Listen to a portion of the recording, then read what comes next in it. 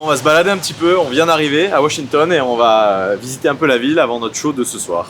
Qui est la première date de notre tournée américaine de 12 dates.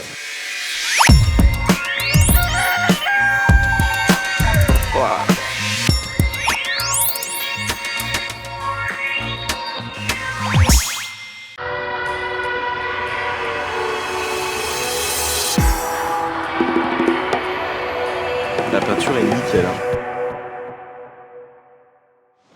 Encore plus haut. Ouais, l'ornipresse, c'est parfait. Il y a 2 ans, ça avait chauffé par là-bas. On va rester loin, en sécurité.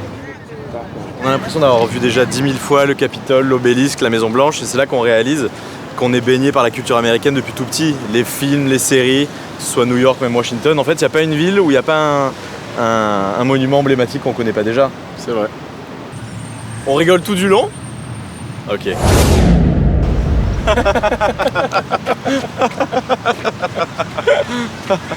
C'est terrible.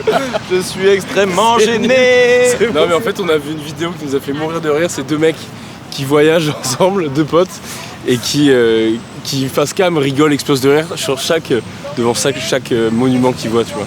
Et on trouvait ça marrant, vu qu'on va pas le voyager, d'essayer de faire la même chose.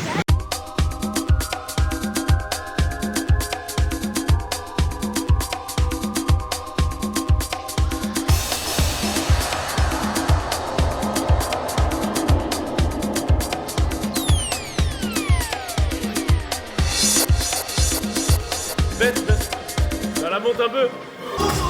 C'est les petits edits qu'on n'a jamais testés, donc faut, tu vois, se rendre compte un peu comment ça sonne dans une salle. Alors c'est vide, il n'y aura pas le même rendu, mais au moins on a un premier. Parce que tu sais, quand t'es dans ton studio, t'as des petites enceintes, tu imagines le truc, mais ça rend jamais pareil que dans une salle. Donc c'est toujours bien d'avoir le temps de pouvoir tester un peu nos petits remix, nos petits edits, avant de le faire devant des gens, tu vois. Je crois que ça, c'est pour scratcher. Ça, c'est le volume. Ça, tu sors le train d'atterrissage. Ça, tu diminues l'intensité lumineuse dans la cabine.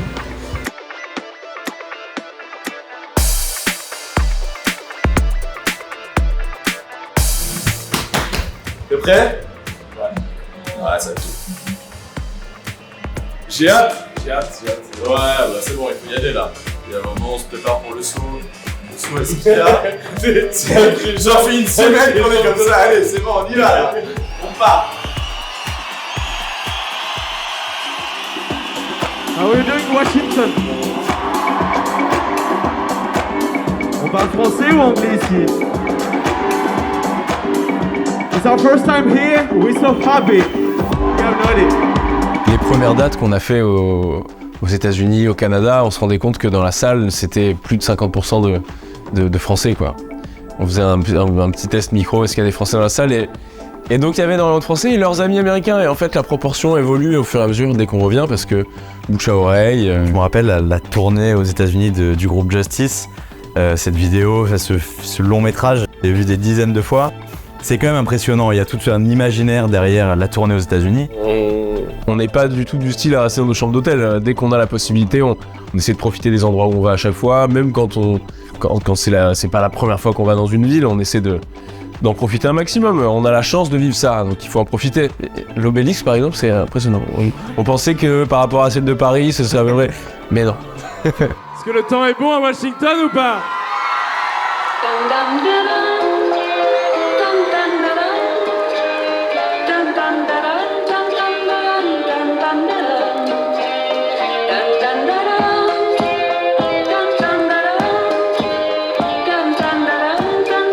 Je crois qu'il a eu vraiment une période où il a bercé les Canadiens pendant 1 ou 2 étés dans les années 70 du coup, et il est retombé un peu dans l'oubli, et avec Les Amours Imaginaires, il a eu un deuxième coup de dépoussiérage, et c'est comme ça qu'on l'a connu ce son. Ouais. En fait, on trouve cette période hyper esthétique, cinématographique, on voit qu'il y a une certaine insouciance qui s'en dégage, et puis on trouve ça joli, nous ça nous parle, mais en même temps on est très content d'avoir les outils qu'on a aujourd'hui pour pouvoir retravailler ces morceaux-là. On vit pas dans le passé, simplement on va piocher, et puis c'est un peu l'histoire de la musique aussi finalement, hein, d'aller récupérer des choses anciennes, de les reproposer d'une autre manière.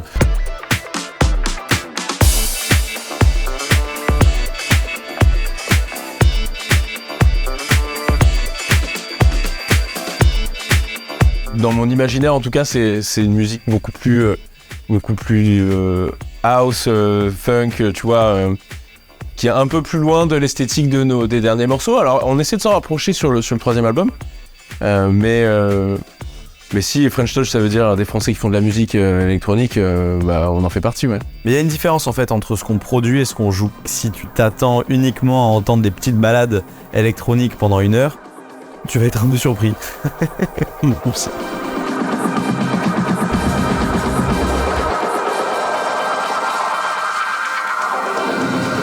On est un peu moins à l'aise en anglais, même si on sait se débrouiller, mais du coup c'est vrai que c'est pas naturel pour nous. Mais bon, si on devait vraiment dire un nom, moi j'aimerais bien Barack Obama, voilà. Thank you very much, Washington.